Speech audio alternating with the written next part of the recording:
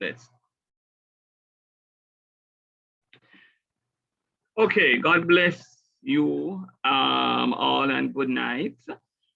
My name is Leonard Smith, pastor of Agape Missional Christian Church, and welcome to our Faith and Family Conversations, which we normally hold on a Tuesday, Tuesday evening. So welcome to you. By way of introduction, our conversations, of course, are geared at faith and family issues that affect or relate to faith and family. And the objective, of course, is that we grow through sharing. We grow through mutual sharing, conversation, and discussion, and working through of issues that we may, at the end of the day, help each other to achieve, our purpose in life, fulfill the purpose that God has invited us to share in, and along the way, of course, help each other to overcome. So that's the objective of our conversations. We try to remind folks that this is a safe space. What safe space means is that this is not a place that persons are disparaged for their views or their thinking or feelings about anything at all. And they should feel free to really just share and receive the personal support of others, even if they are not their opinions, even if others differ in opinion, they share and support individuals personally, as we all strive to work through life together.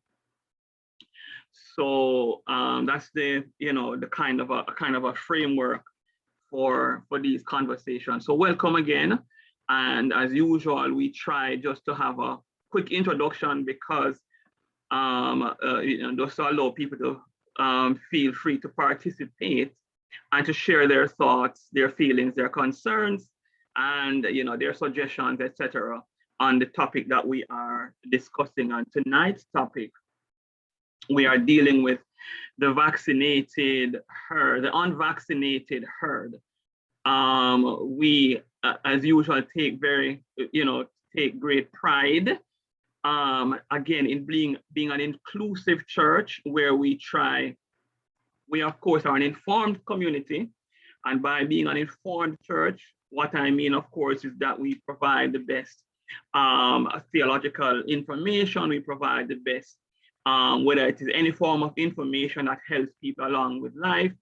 But we then step back and give space for people to share and to express themselves as well. And that's how we grow, iron sharpening iron.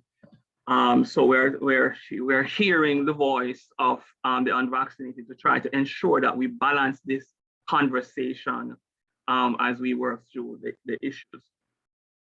So the introduction is usually just a name and either where you work or where you worship, or both.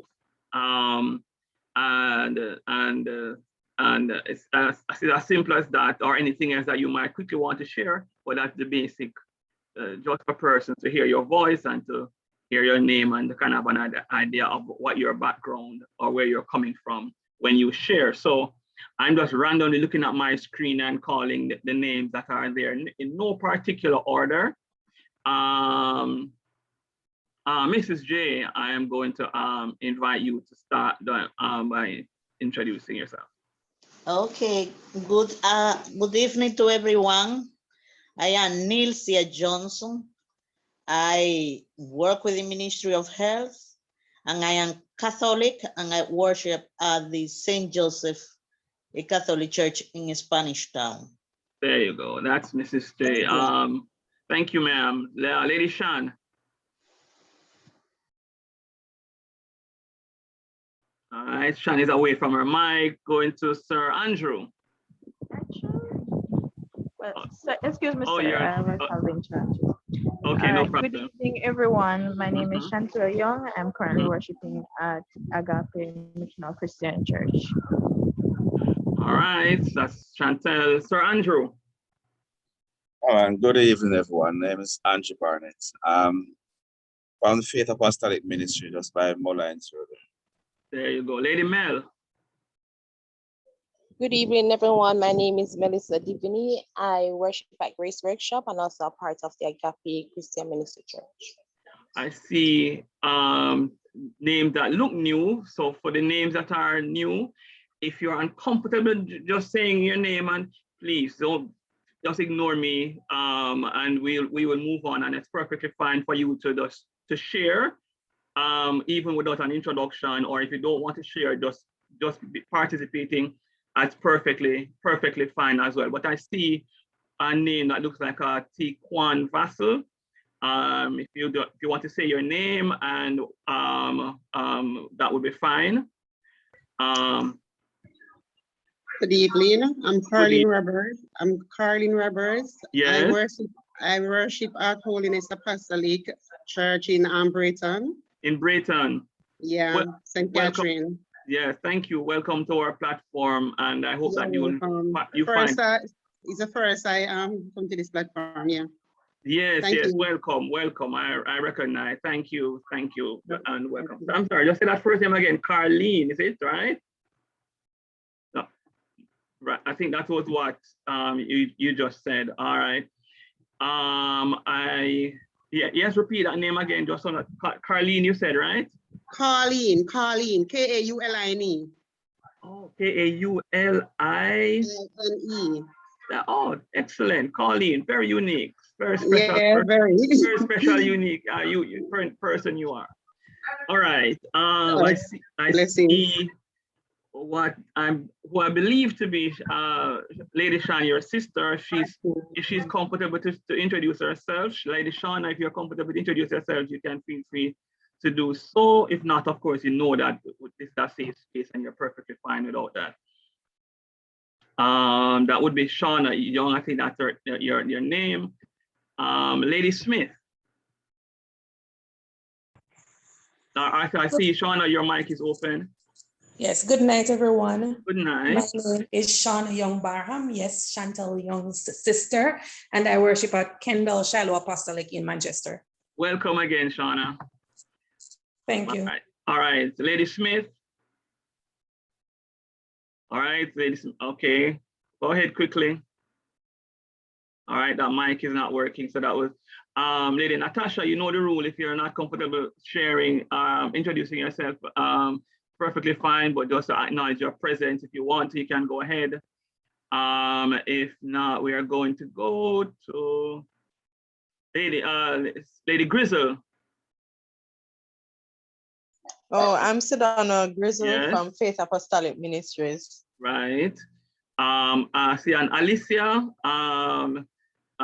If you are comfortable sharing, introducing yourself, you can feel free to go ahead. This person whose name I see here as Alicia.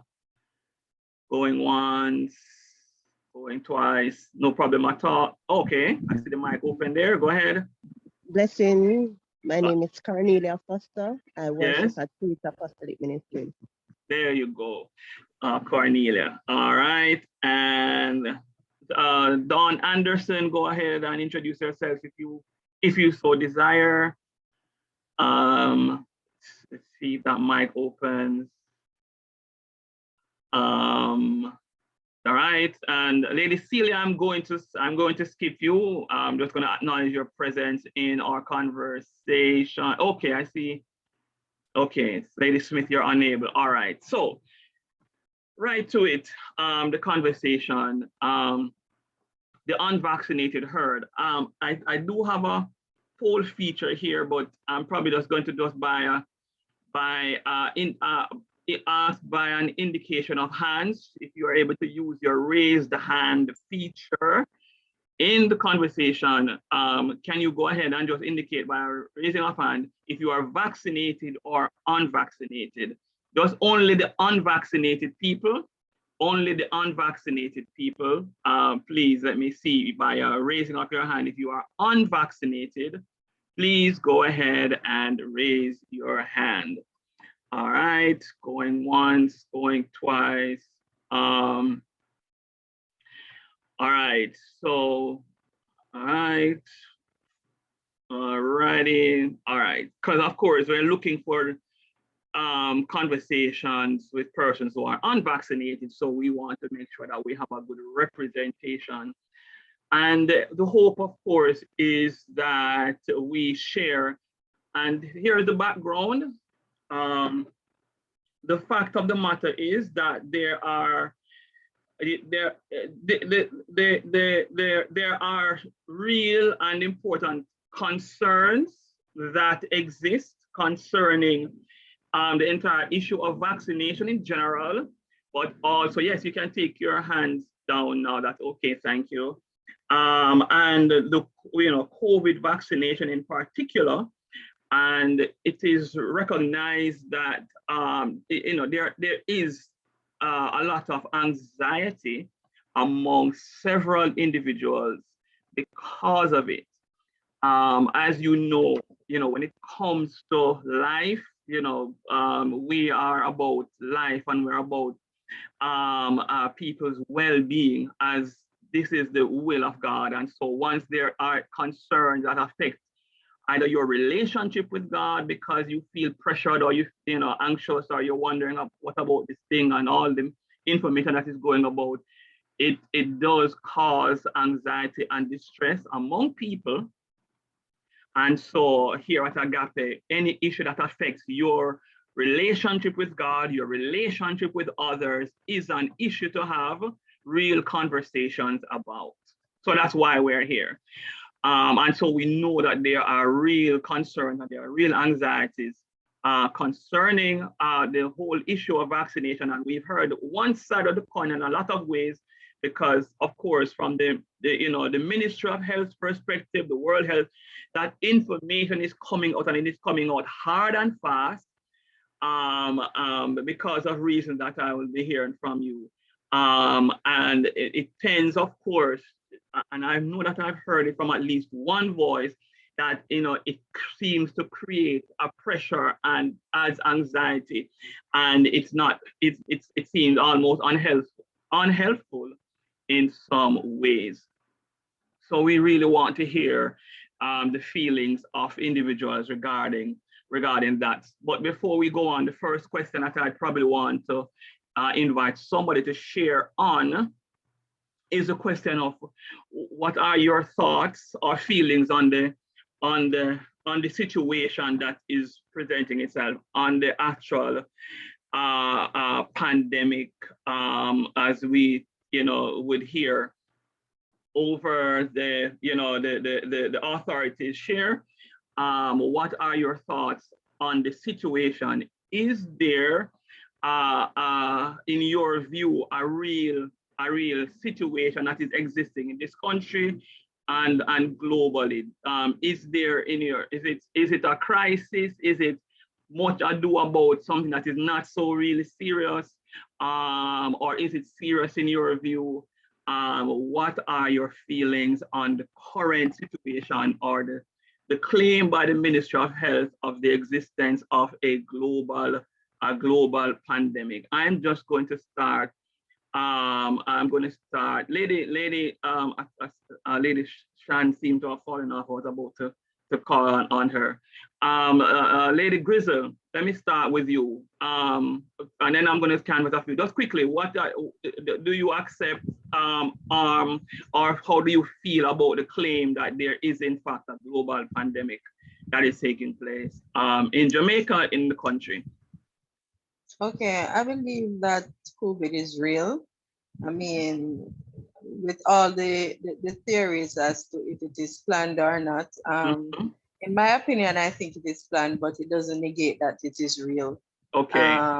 And the pressure, yes, I feel I'm pressured in making a decision without satisfying information. I'm not convinced about, I'm not comfortable with how Yeah. it is marketed. And Yeah. I'm also not comfortable with the pressure that exists, particularly too, because I have some medical concerns. Mm-hmm. And based on what I've read, they're not giving you an option, but at the same time, they're saying that, oh, if you have this condition, please check with your doctor. Maybe it's not appropriate, but yet there is nothing seemingly to, it's not like you can go and to a vaccination center and they say, oh, really, that's not for you. And you get a card to say that you have done due diligence. It's, you're still being forced to do, to be a part of this thing. And for me, it brings a lot of anxiety, and it may be a strong word, but I feel maybe raped in that I'm being forced to do something that I'm not consenting. I'm going to add that word, right? There we go. Somebody that yes, I'm not consenting. Right? This is the safe space, all right? Yes. So that's my thoughts on it. Yeah. Okay, okay. Sir Andrew, your thoughts on what the ministry's declaration of the existence of a pandemic. Well, let me just say that well, I don't think the ministry declared a pandemic. I think the word is the WHO that declared a pandemic. That's correct. And if we go by the standard procedure in terms of the clinicians and what a pandemic is, I don't think anybody can deny that there's a. I don't think that many persons would have come together to present false information to indicate that there are a few million people around the world with a disease. So I don't think the question is well. So yes, there is a pandemic. The question then is a matter of how we have gone about in terms of management, right? And whether or not the best methods are being used to sensitize folks and to address some of the concerns that people have. And with the pandemic, there is a plethora of information both for and against. And I think somewhere in the midst, the other persons are confused. Other persons are disingenuous. All right, some persons are preying on the ignorance and the fear of some, and are deliberately spreading false information, where some, as Sister Grizzla said, are trying to impose are forcing others to take a particular position and to go ahead and to comply with what is being recommended. Right. So I just think there is it's just a time for everybody to for every voice be heard. Yes. And where the concerns can be addressed, then be addressed. To provide adequate information that will equip individuals to make an informed decision. All right. I said the challenge is that there's so much misinformation among the information that a lot of persons are confused. Okay, excellent. Anybody else would want to share anything?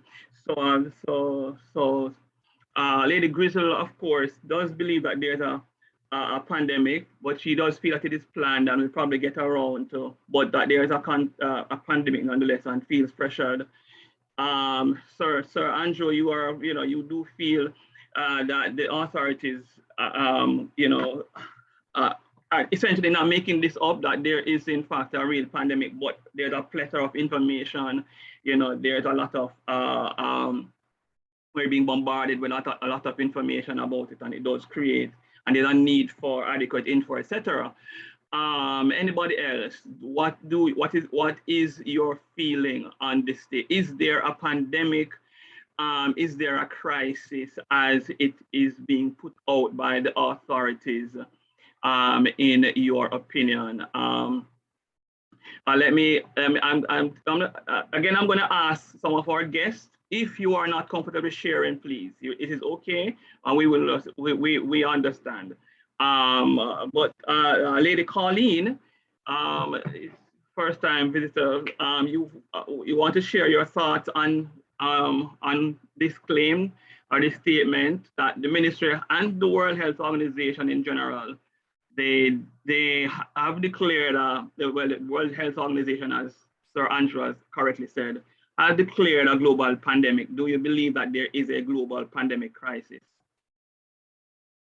Let's see if that microphone gets opened.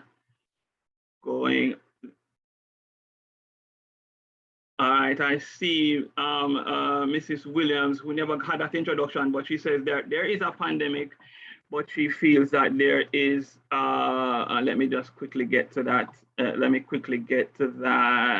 I lost my, oh, here it is. But that there is much controversy with regard to the vaccine. All right, so that's Ms. Williams' view that there is in fact also a pandemic, because there are some folks that do not believe that it is so, but it does appear. If there's anyone here who does not believe that there's a crisis, does not believe that the world, what the World Health Organization has declared is in fact so, and really and truly this is a hoax in one way, shape, or form. Is there anybody that actually believes that that is the case? All right, by a show of hands or any indication. All right, no.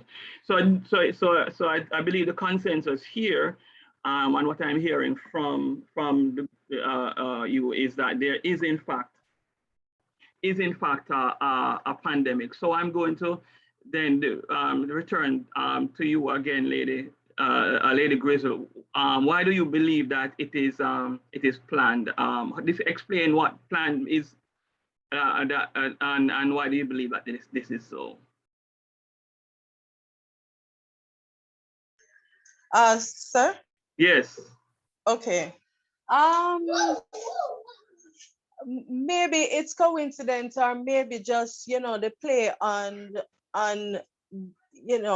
so much information on social media and so on.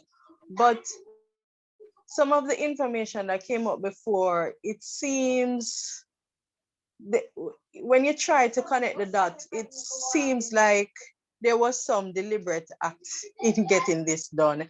And I don't find it alarming based on some of the things that we expect in end time. It's not alarming to me. So it may be one of those necessary things. One way or the other, maybe we'll come to something similar to this, right? So, but the information that I've seen and the background, things that were said years before this pandemic came and so on, it appears as if there was some deliberate act. In my opinion, there was some deliberate act to make this happen. And you, any indication, or you formulated any theory as to who may have done that and what their intent or motive is, or you just feel that it is not planned in general? Plan in general, I see the necessity, and based on the little that I understand of the One World Order and so on, I see actually, if somebody really and truly wants to get there, I see health and disease being a very good way to accomplish that, to get the world in one place saying the same thing. So it would be a brilliant idea in some respect. But yeah, I think it was deliberate. Okay. All right. The next immediate question is the response to it. As you are aware as well, that the World Health Organization has it did start with a process, because it was advanced that this is a novel coronavirus. They have stated, of course, that there are novel coronaviruses, that these things do occur from time to time. They may have referred to SARS virus that would have been before, avian flu, etc., etc. So this is another one, but of course, the nature of this one and the virulence of this one has allowed it to expand to a global pandemic.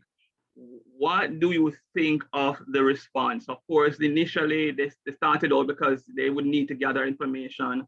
First piece of information that came out was that, wash hands, hand sanitize, and then it became evident that social distancing was also important. And then additionally, ultimately, the wearing of masks, and finally, of course, the recommendation is for vaccination. What are your thoughts on the recommendations that have come out of the World Health Organization in terms of our response to it? Agree with it, disagree with it, somewhere in between. Let me throw that out randomly. Anybody that wants that question, you can just raise your hand, and I'm going to respond to you.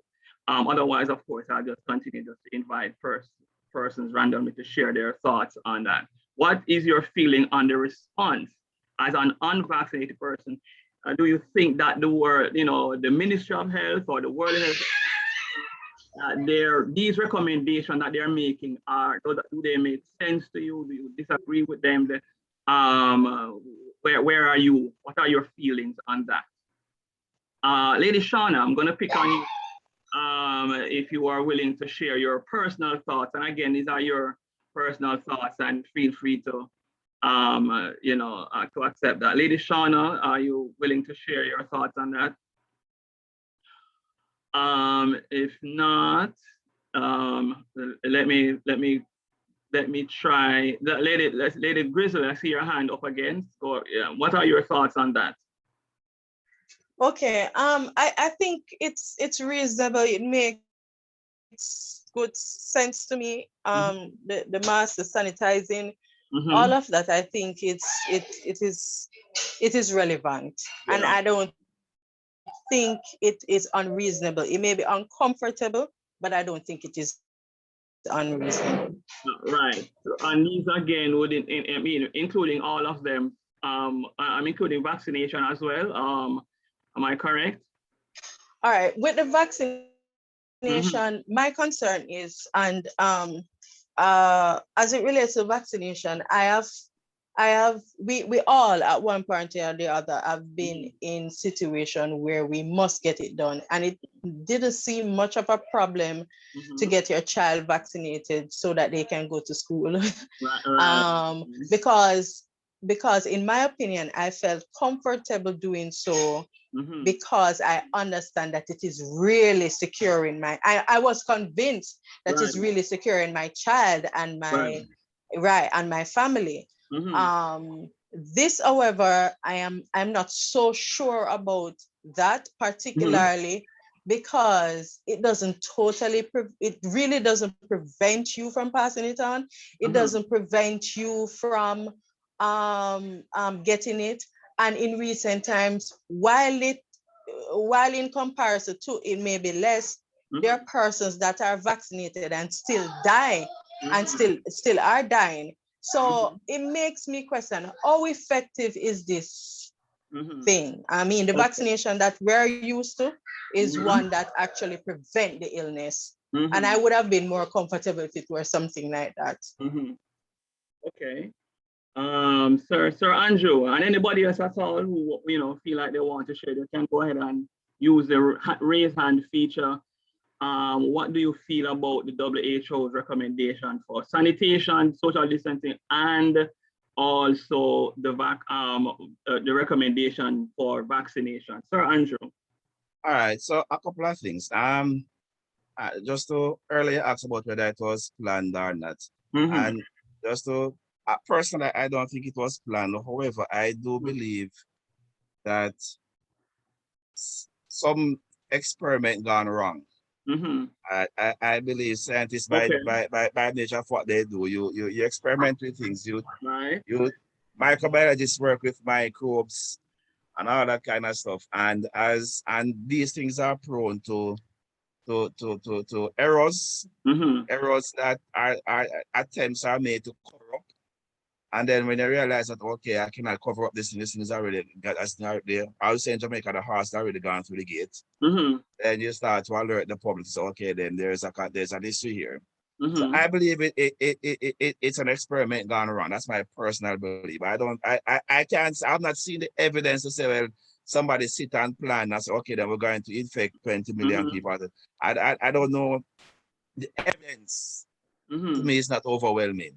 What I'm seeing are anecdotes and persons taking a 5-second out of a 35, 45-minute speech, and I take that 5-second part of it and say, okay, then based on this aspect, this is why we believe that so and so. What I'm saying to you, take the thing out of context. All right, so that's one thing. In terms of the response, it's a respiratory illness. It is based on how the virus is spread.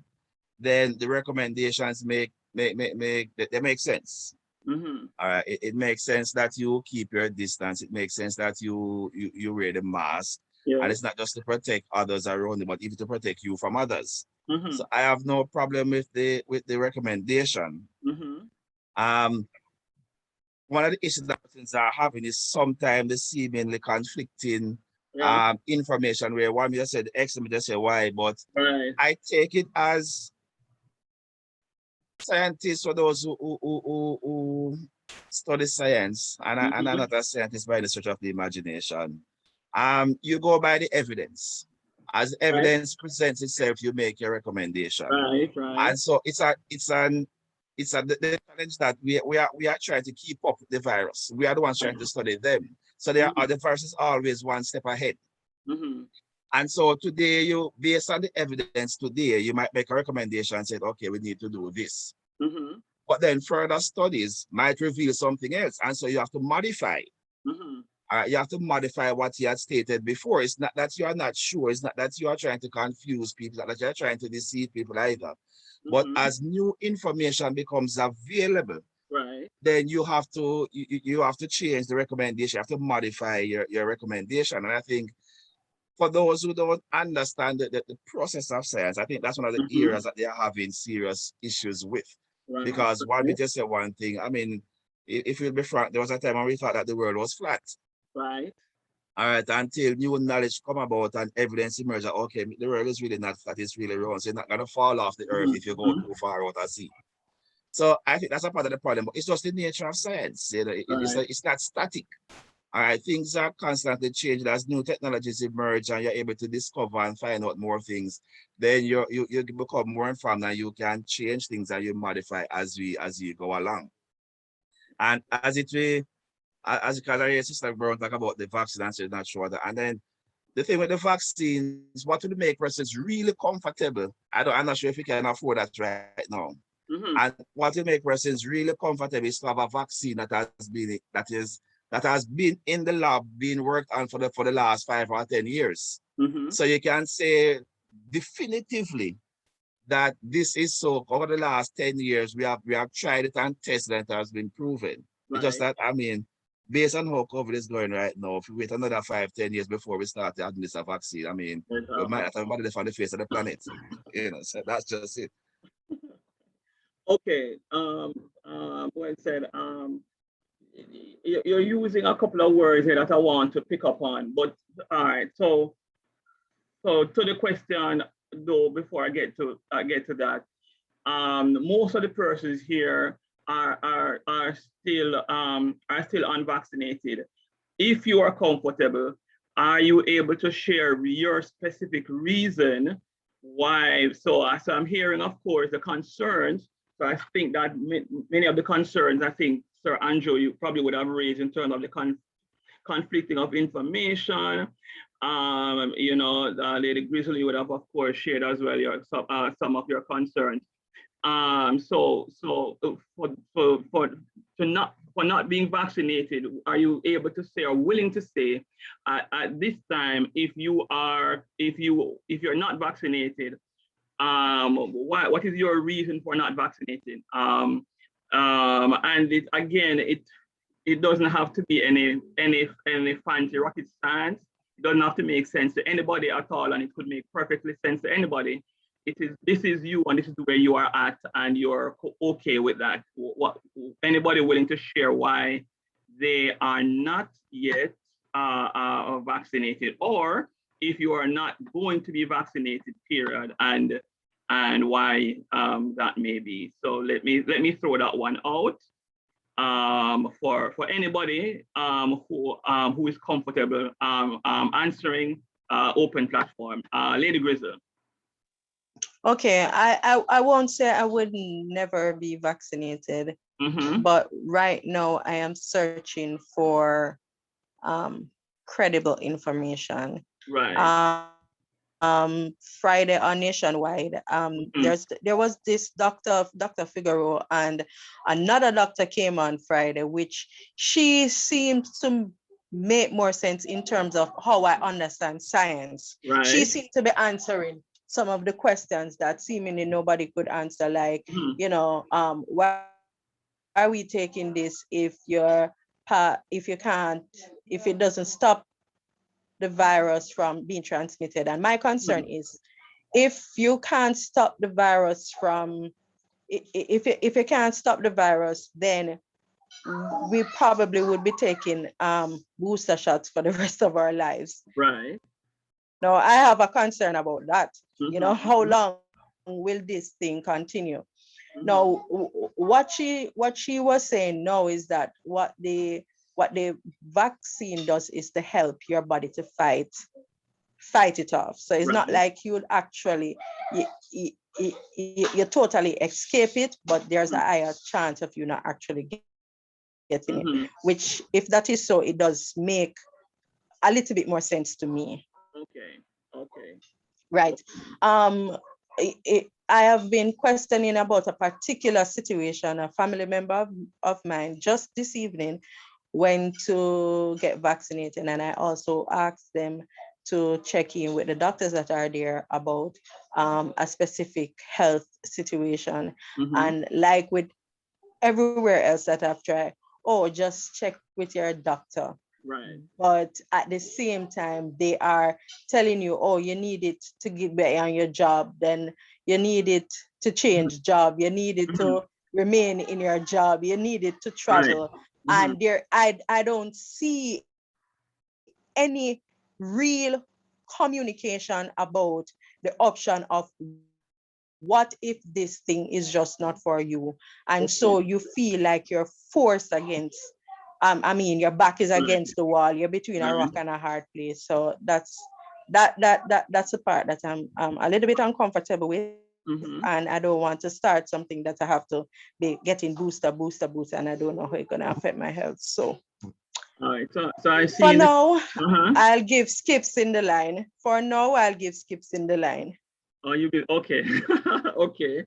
I see Mrs. Williams in the chat room saying, why is it that persons are forced to choose vaccination over job? Well, we're trying to gauge, your sentiments here. So I'm going to convert that into, you have a concern that you're asked to choose either your vaccination or your job. I'm not so sure that if that's the reason that you have not yet, if you have not yet been vaccinated, this is your reason. But we're trying to gauge your reason. And anybody else? Why, if you are not vaccinated, why? Is your hand up, Sir Barnett? I'm seeing yours. I think I'm. Yeah, I just want to read it. I mean, I can just declare, man, I'm fully vaccinated. But a couple of things though. And again, I'm no expert. I don't pretend to be either. But from the little that I know about vaccines, in their design and original design and intent and purposes, I don't know if vaccines were designed to prevent the spread of infection. I don't think a vaccine puts you in a bubble so that nothing can enter your body or leave it, for that matter. Right. That was why vaccine was created. And I was listening to a professor of microbiology some time ago. And the intent of vaccines is to prime your immune system. All right, so it's, as we say in Jamaica, you teach a man to fish, you feed him for life. So basically, the vaccine, to the best of my knowledge, is designed to boost your immune system. That should you encounter that same infection naturally, then the immune system will not be at a loss or as to what to do, but you should be able to quickly fight it off. Or it might result in reduction in terms of infection, is when you become infected, it will reduce the viral load, as the virus might not be able to multiply as quickly because your immune system will be able to quickly arrest it and get rid of it. So in that regard, it might reduce the spread of the infection. But the original intent was never to, okay, this vaccine is going to prevent you from becoming infected. As a matter of fact, a lot of some of us, because of our vaccine, we're infected by a lot of things, but we don't know because of the vaccine that we have gotten before. So our immune system, to get rid of them, we don't even, because we bear no symptoms. So we're not even aware that, okay, I just picked up the mumps vaccine, the mumps pathogen, I just picked it up, but because I'm vaccinated against it, my body quickly defeats it, get rid of it, and I'm not even aware. As it relates to the business, I must say, it was the Ministry of Labor earlier, I think this week or late last week, has stated that no employer can legally force a person out of their job for not taking the vaccine. Of course, the person that will be forced out or that are being forced out, these are the individuals that are, I mean, they don't have time to go and challenge an organization doing a court of law. Well, can't afford it anyways. So they'll just go ahead with what the company says. But we have to think also of the employer.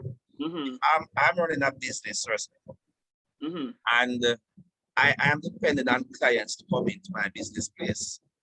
So if my customers are saying that they will be more comfortable if my employees are vaccinated, then I am going to push my employees to become vaccinated because I don't want to lose customers.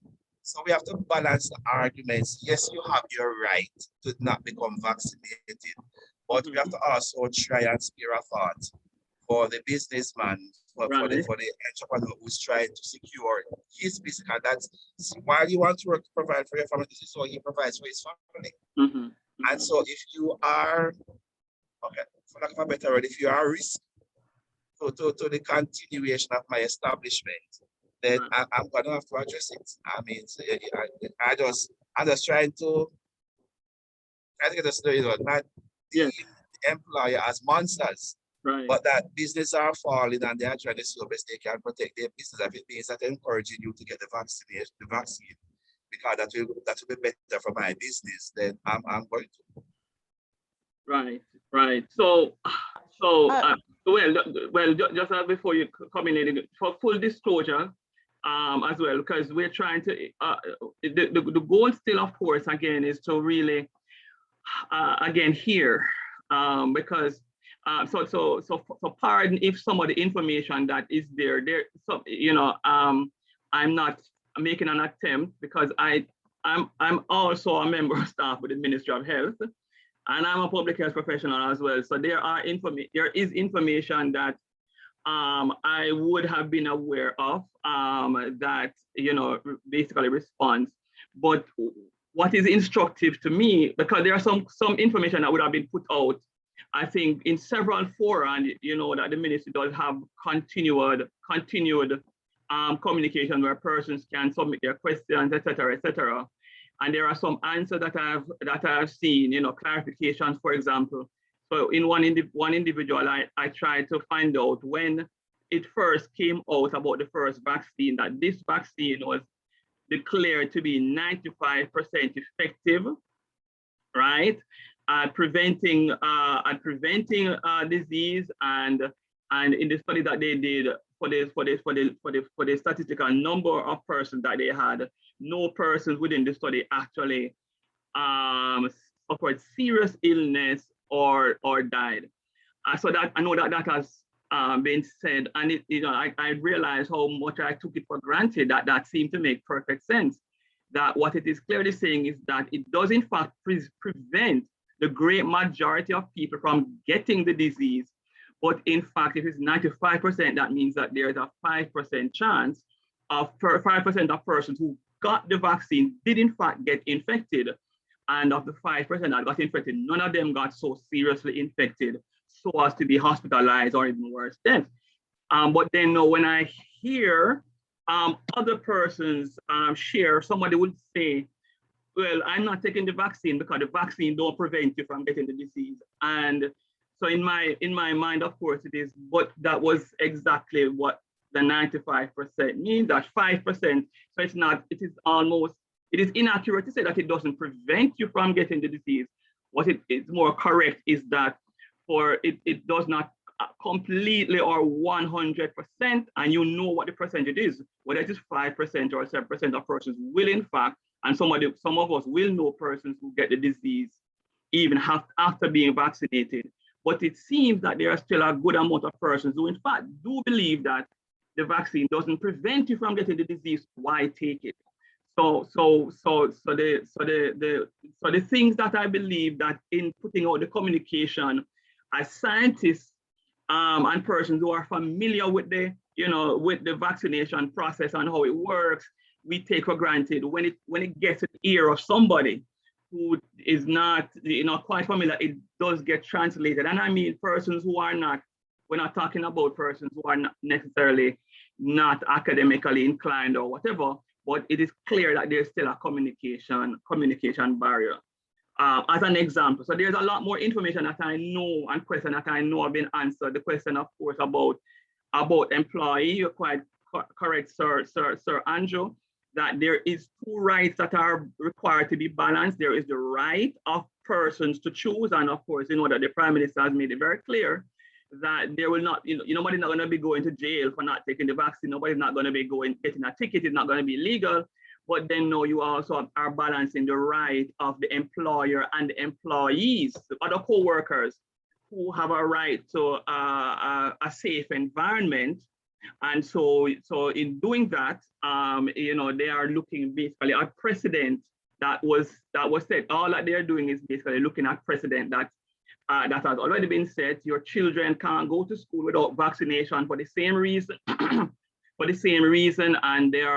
And I expect that as soon as the vaccines get not emergency approval but normal approval, then employers are now going to have to think about the continuation of their job and their safety. And so the two rights there's going to have to be a way to balance the two rights moving forward. So this information, I'm aware that, of course, has been out, but what we're trying to gauge in this thing is, are you aware of some of the information that has been presented, and how are you processing that? Does it make sense? And it is clear that it is not making sense to quite a number of individuals. So I just wanted to try to put that in there.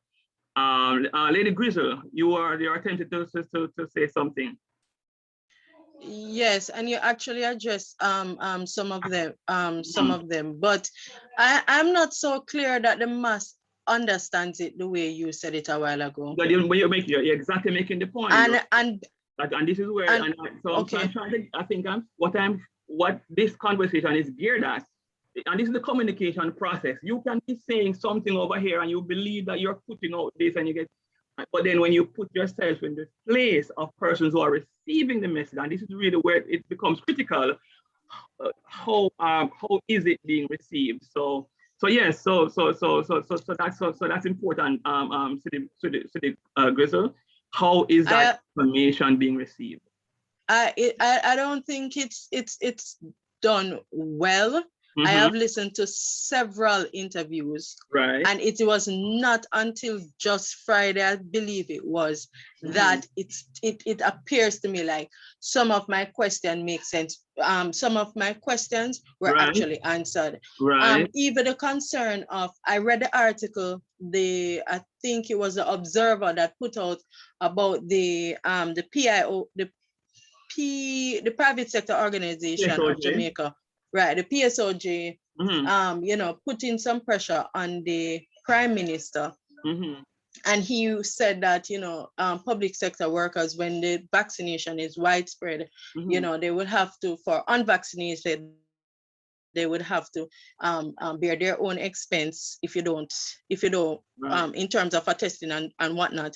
And there was a few sentences actually mentioned about organizations that are not willing to put their staff at risk to have unvaccinated. And I see a risk with that, and I'm very concerned about it, because if it is that when you have more persons being vaccinated, it's not that they can't be infected with the thing. It's not that they can't be carriers of the thing. And if you are not testing, you are focusing on testing the unvaccinated, it means that these persons can be perpetuating the thing, and especially because they're going to be asymptomatic. It doesn't mean that they're not causing damage, but it's just going to desensitize the whole thing. So I'm even concerned about, is it that there are less COVID, or is it that we'll be testing less because we have more vaccinated? I am very, very concerned about that, because while there is need, or you see where being vaccinated will help, in another perspective, I see where if we become so desensitized, we could be perpetuating this thing.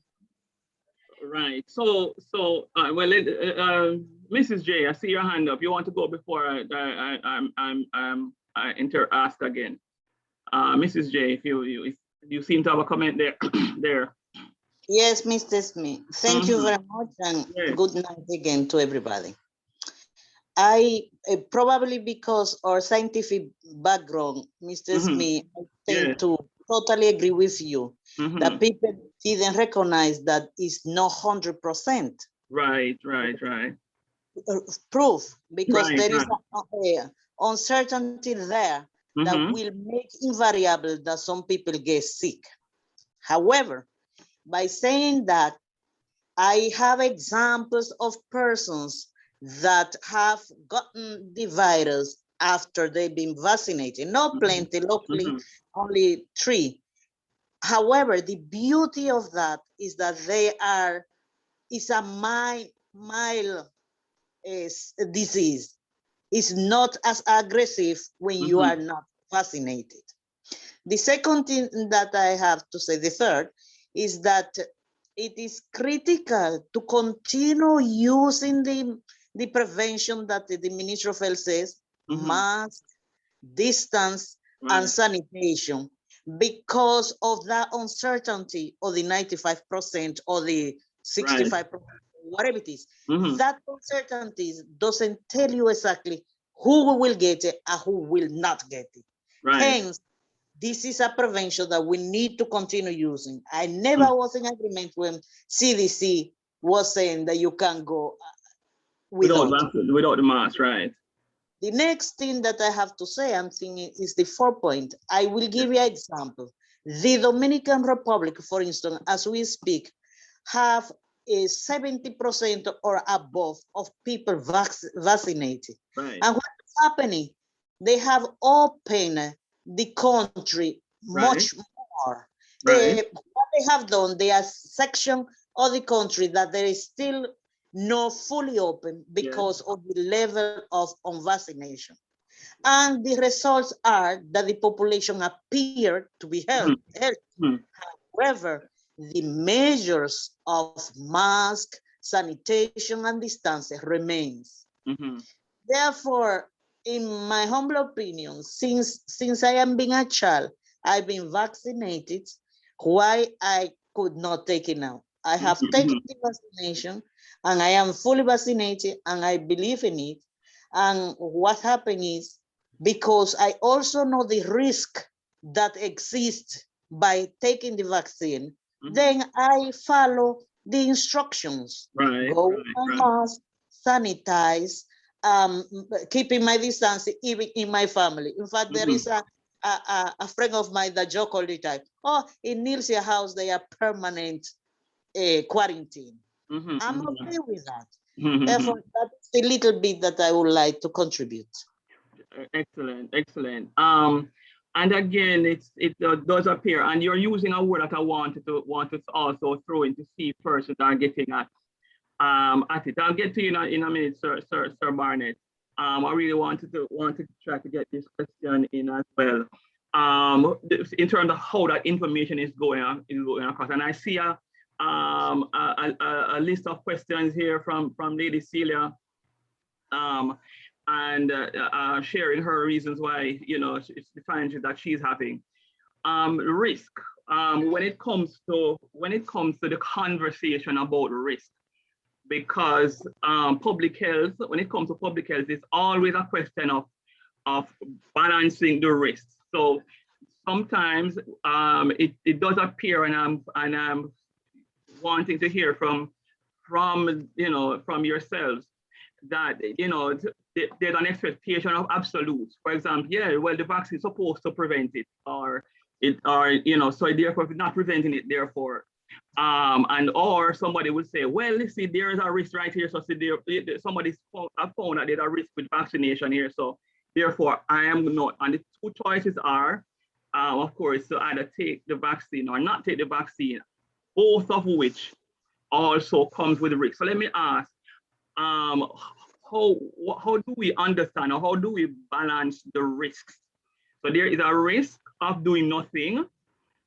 Right? Jamaica's vaccination rate is, not vaccination rate.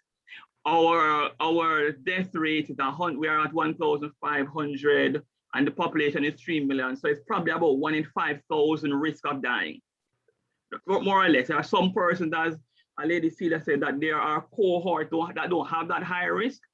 But let us, you know, just roughly say that there's that risk of, and this does not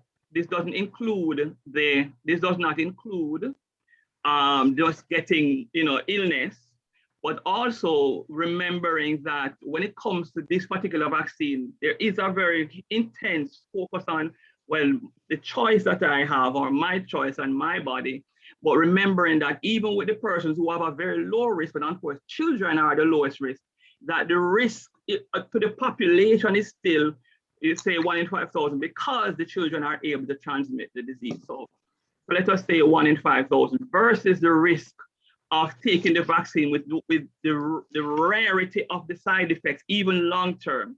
Have we considered the risks, the relative risks?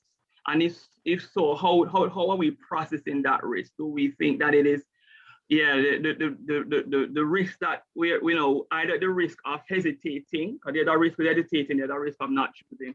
How are we processing the risk that should have been communicated by the ministry? Anybody want to comment on their analysis of the relative risk of that we are dealing with? Going once. Does anybody understand or have any conception of what the risk is? So, Sir Barnett, and this may not have been your question, but I'm going to allow you to go while you process that. You know, the relative risk, and particularly again among the unvaccinated group, if that information that the ministry is trying to communicate, if that makes sense, that yes, everything when it comes to public health. And by the way, there is in fact a risk, that should point out that there's a risk with all the other vaccines that we've had. The measles vaccine is not 100% either, neither the mumps nor the poliomyelitis. None of those vaccines, to the best of my knowledge, also were 100%. But there were in fact, and are in fact, in general, that general public health principle, any man-made or any toxicant, any chemical, even water, if you take water in a great enough dose, does pose some risk to public health and safety. So there is no escaping the risk that is associated either with or without a vaccine. But have we considered, how are we processing the relative risk? If that makes sense to anybody at all, does the concept of risk make sense to any of us at all? And if so, how are we processing that? Lady Grizzle, seeing as you are you're vocal and speaking for the group in a lot of ways. Okay. Share your thoughts on the risk that is being attempted. Or you think that the ministry is communicating the risk effectively? Or does it make any sense any at all? No. Right. I think I was just about to write. I think one of the biggest problem with vaccination is the communication. You understand? I have heard it too many times. It doesn't prevent, it doesn't prevent, it doesn't avoid. You keep hearing those words rather than, I think that, I mean, I said it to somebody last week.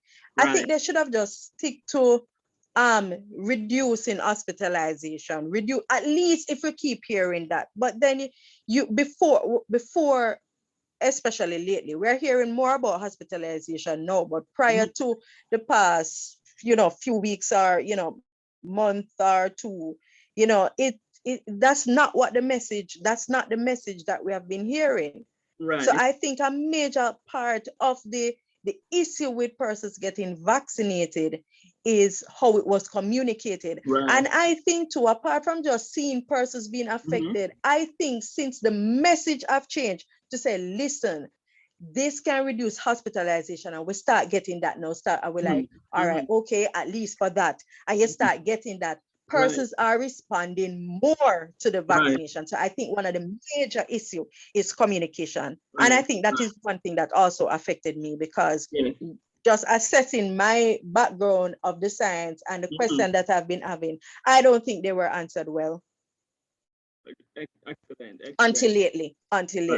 So in terms even about the in terms of the risk and how to manage that risk, I think that communication also needs to be had. The 95% we have heard about the different vaccines and their if their, what you call it, efficacy, right? But it was not in relation to empowering persons to say, this is really going to protect me. It seemed like, okay, so may I take this, but it really not doing anything.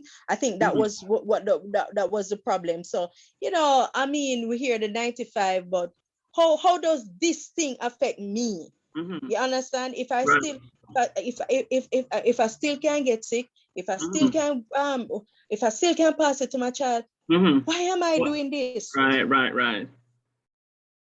So I think we're closer now to better communication than we were. I don't think it was well done. Communicated. And then also too, I think there needs to be a communication about managing, making decision based on public health risk versus your individual health risk. Because a public health risk may not be the same as somebody that has a condition, and their risk for taking the vaccine, it's going to be a little bit more than, I mean, there's going to be a decision that needs to be made, what makes more sense. So I think we also need to have that conversation so that we can be better informed. And make informed decisions. Excellent. Anybody else? I think, Sir Smith, a part of the challenge. It's kind of difficult from a scientific standpoint to communicate to the layman. Right. And I don't know, maybe what would have worked well, and I don't know what, as I get at the Minister of Health, for example, is not a scientist. All right, so he's probably just relaying what he would have been told by the technocrats, and in somewhere along the line there, I may not have communicated him, but I don't see where it has ever been said that the vaccines are 100%. Yeah, right. I've never heard that. I think what persons are doing, are comparing what was before. So we don't hear people talking about mumps and rubella because we're vaccinated. And so I thought persons anticipated that, okay, that if you're going to bring a vaccine, just as though those conditions are virtually eradicated, then it would mean the same. No. Right. And so if you're telling me that, okay, then it's not going to, because I mean, what would have been worse? I say to you that, listen, take this, you will not, and then it happens. And you said that I deceived you. All right, and you called me after and that kind of stuff.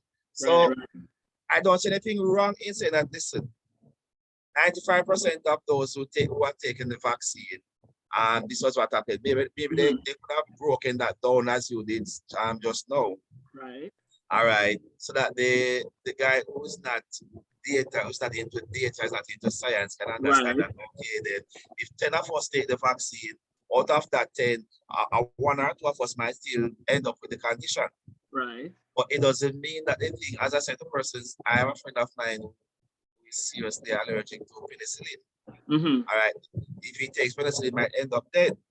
Now, does it mean that we should not stop taking penicillin? Mm.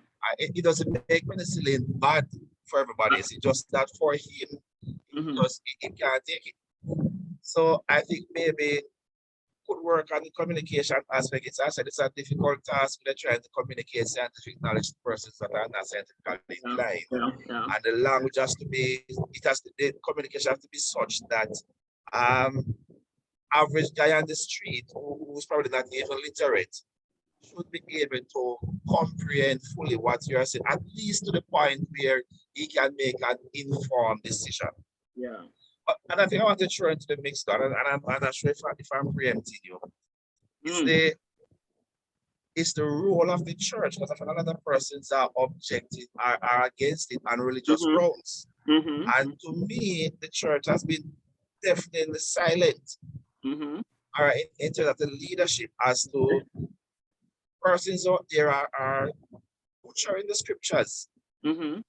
All right, trying to use the Bible to justify this is why this is happening. And I've seen several times where, you know, okay, this prophecy in Joel and this prophecy there, this is what it was talking about and that kind of stuff. And I just think that the church need to probably do a bit more.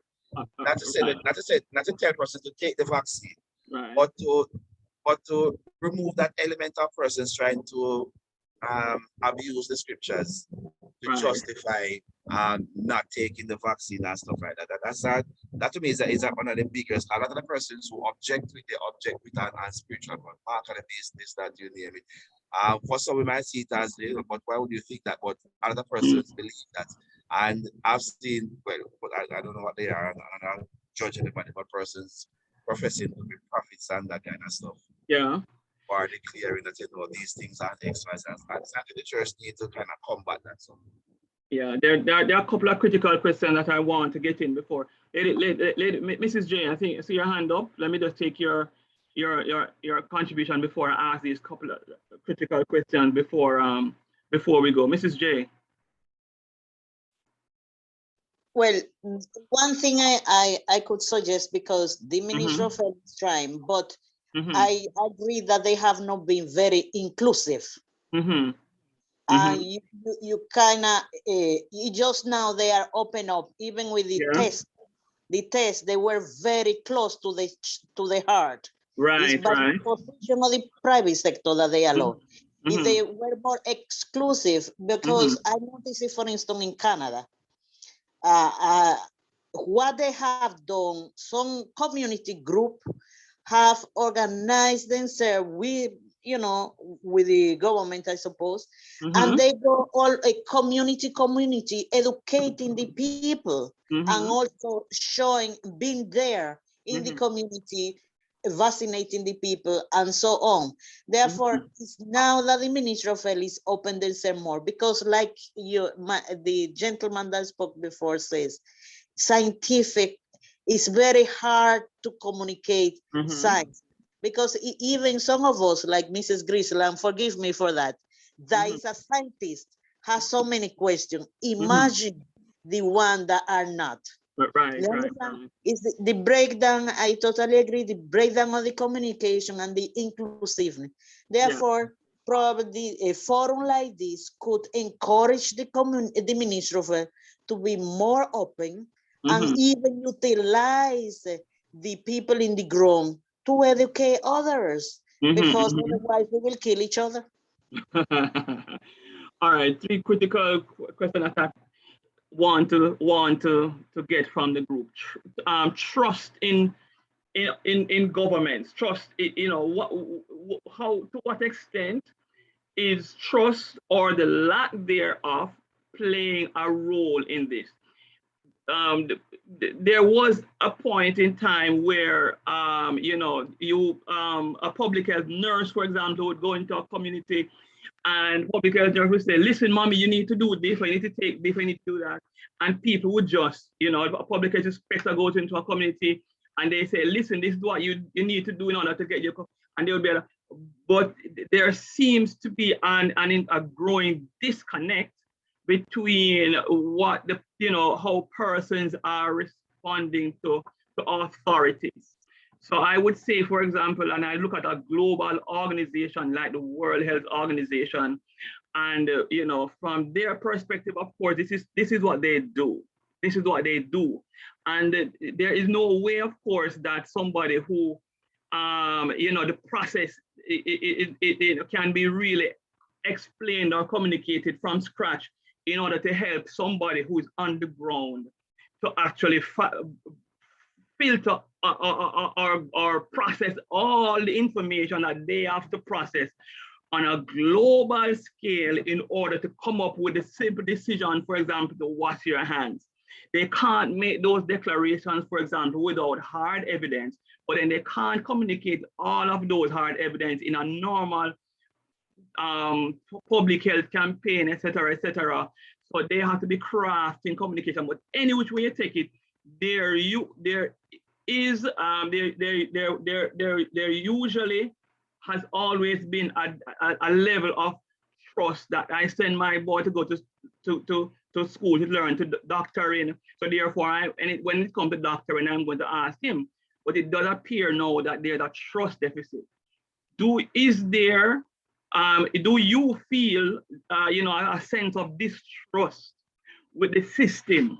And is that distrust you know, also contributing to any concern that you have? A distrust for government, a distrust for you know, the world order is coming and is the government that's going to, is there a distrust that you have that may contribute? Anybody want to comment on the whole issue of trusting government, as opposed to, well, I don't trust government, so therefore I need to do my own research.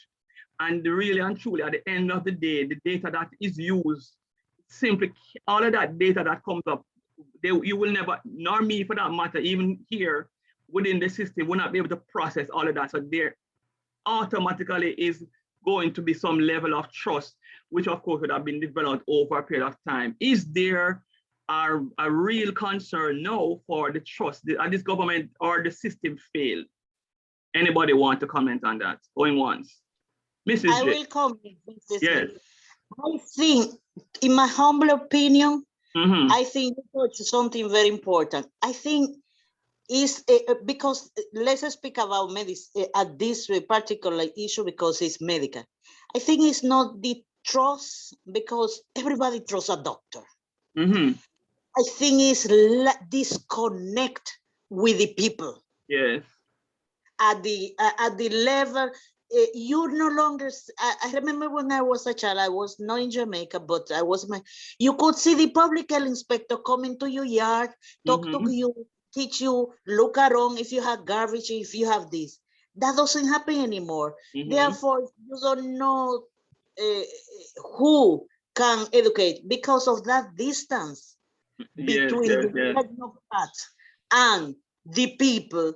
That's what makes it more difficult, because believe me, everybody will trust a doctor because this is not. Well, everybody used to trust a doctor. The question is that now the case? I mean, I remember when Chicken Gunya was you know, we were doing the work there, and we went into one St. Thomas community and said, listen, this is what is causing the disease. The container that you have here that has this water in it that's breeding the mosquito is the mosquito. And of course, the community would have none of it.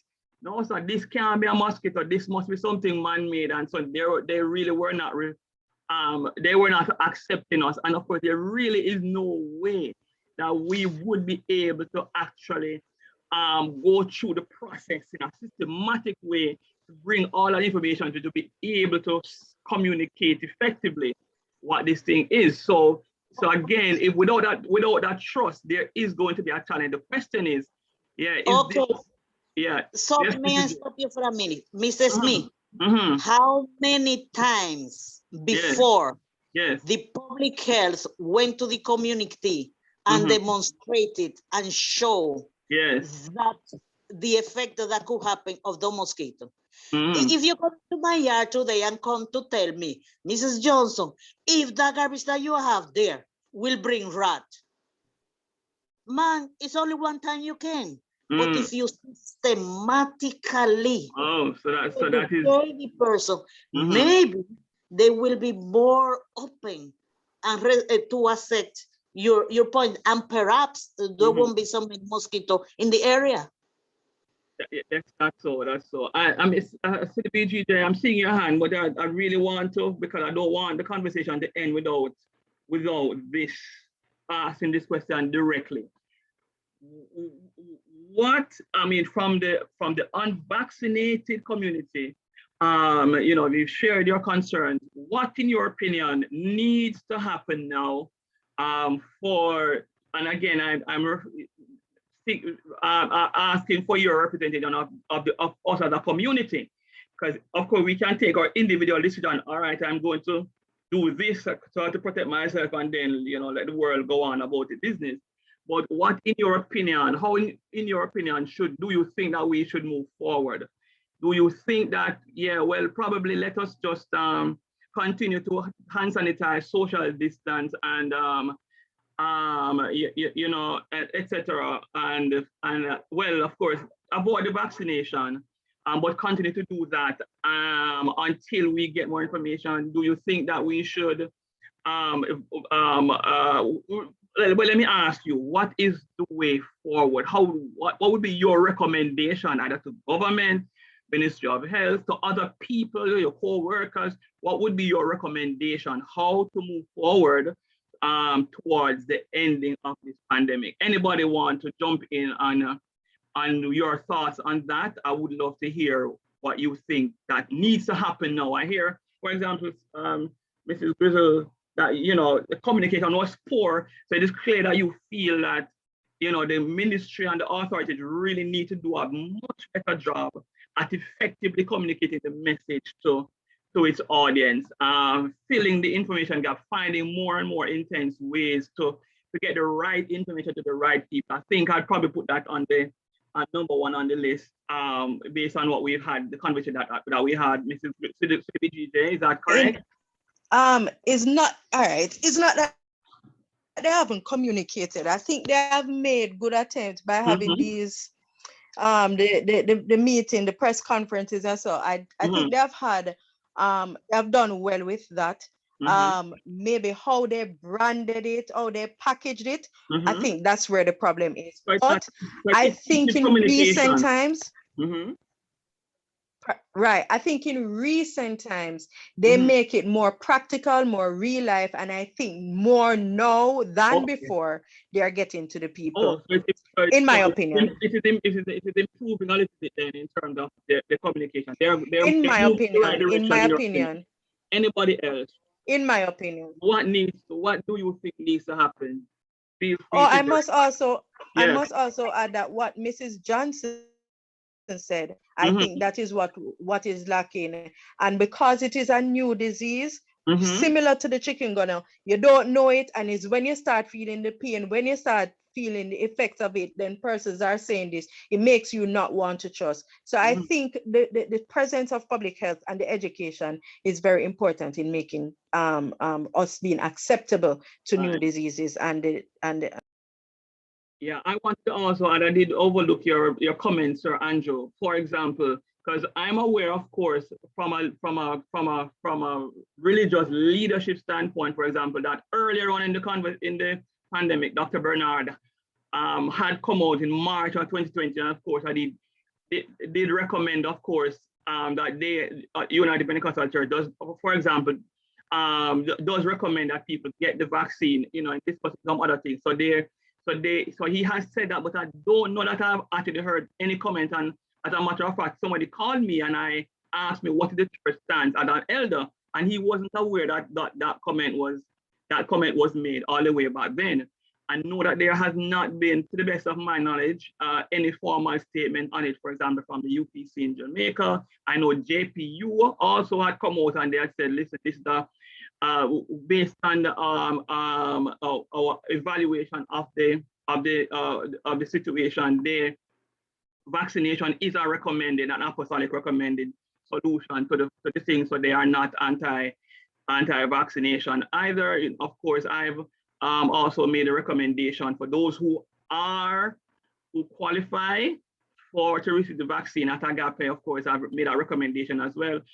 But the truth of the matter is that the information, to speak to the communication from a leadership perspective, it does appear based on what is being said here that there is a gap in communication from a religious standpoint, because seeing that there are some individuals who are formulating prophetic justification or lack thereof to justify their choices or to contribute to their choices, and without clear leadership communication on that also adds to the anxiety and where do I go? I see Ms. Williams again here saying in the chat, I don't trust the whole process because of the great controversy.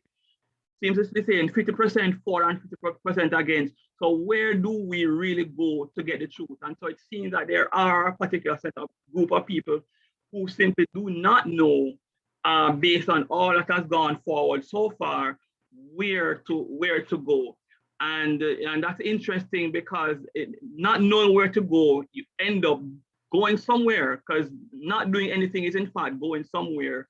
And so it again, if the information is not enough, then we know that a choice will be made, a choice to take the risk of trying to avoid as best as possible getting the disease in the first place, and basically hope for the best. But any other contribution to how do you think that we should as persons who are not yet vaccinated, what is your recommendation for the community? What should the government do or not do in moving us forward? Any comment on that? Going once. Encourage healthy living, encourage healthy lifestyle. Right. Continue with the mask, the social distancing. Right. Because as the doctor said clearly on the interview, your first barrier is protecting you, avoid being stressed and so on. Right. So you can maintain your own immune system. Your social distancing, your mask or so on. And then the third barrier is the vaccination. So it's very important you get those in order, because vaccination without practicing the other two still won't help the situation. Okay, so what I'm looking for, what is where do you see ultimately, this thing going, or where do you recommend? You're recommending? Okay, what we all need to have to do as vaccinated, unvaccinated? What do we all need to do to ultimately come out of this pandemic? That's the real answer that I'm looking for. So healthy lifestyle, continue with the social distancing, right. And for who knows it is safe for them to be vaccinated, go ahead and be vaccinated, and continue searching for the right information from the right people. All right. Anybody else? Where do you think? Where, Sir Barnett, you're going to comment? The thing is, how long are we going to continue physical distancing? Next 5 years, 10 years? Well, if we follow, because I think 1, 2, 3 years. So if we, based on what CDBGJ has said, so to do that, because that has to be done now. But ultimately, it has to be done. But ultimately, I think persons are going to take the vaccine. Right. I think the numbers are picking up. It's a bit slow, but they're picking up. Well, one of the things that will help the process. Yeah. Just as we saw a mad rush to get the Pfizer because America, the FDA has said, okay, then and again, when more vaccines are approved, then the take up will continue. But we have to continue with the conversation. Right. Okay. Having the conversations, not at the national level only, but at the community level, as I think Mrs. Johnson said, at the community level, talking to the, if it means that, okay, a couple of persons from the health ministry go and stand on the corner at the street and talk to folks there, you know, have that kind of conversation, help to allay the fears of some of the folks. And when persons are comfortable, then they will take it. And the politicians, I believe also, they have to step it up. I mean, when it's election time, you go around and you present your arguments left, right, and center. I've seen persons barefoot crossing river to get to communities. And I'd love to see a similar drive. I love to see a similar drive to get to folks to say, listen, this is what we're doing, this is why you need to get on board and get vaccinated. And if they take that approach to it, then I think the takeover is not going to be 100%, but it will improve. Right, and just bear in mind that even with existing vaccination, as we know, there was a measles outbreak and that preceded COVID, and that measles outbreak again was because of a lack of uptake of. So that does exist. It's not so. Aversion to vaccination is not a new phenomenon, and so that does exist. But it seems that you're indicating that still, in general, over a period of time, that the ultimately vaccination by the majority of the population is the way, in general, not necessarily individually, but in general for the country and the world to move out of this pandemic. Am I correct in saying that, Sir Andrew? That's what you're saying? Yes, I think the vaccine is not the only, but it's really the fastest way. And if you're following the Swiss cheese model, then we're taking multiple approaches. The vaccine has to be one of the weapons in our armory. Anybody else? Where do you see? Where do you recommend that the world, the people in general? And I meant to mention again that as part of the conversation, of course, this is a conversation that we are having here at Agape, and so the conversation also, I think, needs to continue within, of course, the church communities as well, because, essentially, of course, ultimately we are working for a greater prize than to be vaccinated, to be COVID-free, and so we're all, pulling together, or seeking to pull together to move past this. So the conversation needs to continue within the churches as well. Anybody else in closing want to share anything? I do have the several comments in the chat room here that is recorded, so that will be factored into putting out the summary as to where, what people's thoughts and concerns are. I would love if we, got, some way forward, like Lady Celia. I see a lot of let me look to see if I see a way forward there. Comments on, okay, where do we see us going in terms of way forward to end this pandemic? Anybody else before we close, or any final comments on this conversation? I hope that the thoughts and the concerns, or what you wanted to vent, was accomplished here, and that this what is shared here needs to be part of the solution. Clearly, this information here needs to factor into how we move forward as well, so that together we may move past this period of anxiety and concern, and hopefully none of us will become even ill, much less seriously ill or dead, or death that occurs from this. Any final comments in closing from anyone? Going once. All right. God bless you, folks. Thank you. Lady, I'm sorry, Mrs. J. I saw your hand was still up. Was that correct, or you're okay? Mrs. J. I think it's I cannot take it off. Because I think whatever I will say, it's been summarized before. Okay. I just want only to ask how you will promulgate those information, because it doesn't make sense to just to talk and not to take some action, some voluntarism or something like that, because it need to go to the community. Right. So Well, as far as this particular conversation is concerned, again, the information from all sides hopefully will add to the, again, persons who, to reducing the anxiety one way or the other.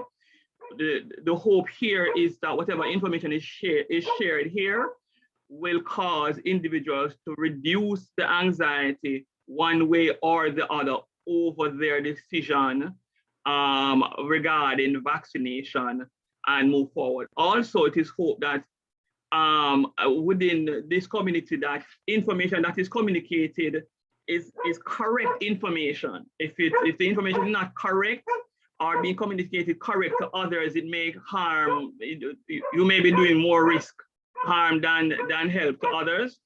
So to recognize that if there is ambiguity over what is, the risk, etc., or the information, to avoid sharing information that is not correct, or and may also cause somebody to make the wrong choice. So if that comes out of this conversation, that would also be healthy. And of course, to continue to ask the questions until the answers are effectively forthcoming. I hope that also comes out of this conversation. So we will put it on our various platforms and hope that it will benefit someone else as well. So usually our summary will also be there, hopefully by tomorrow, because I'm dead tired now. But the summary will be there for others to see as to what the thoughts and the concerns are for some of the unvaccinated group.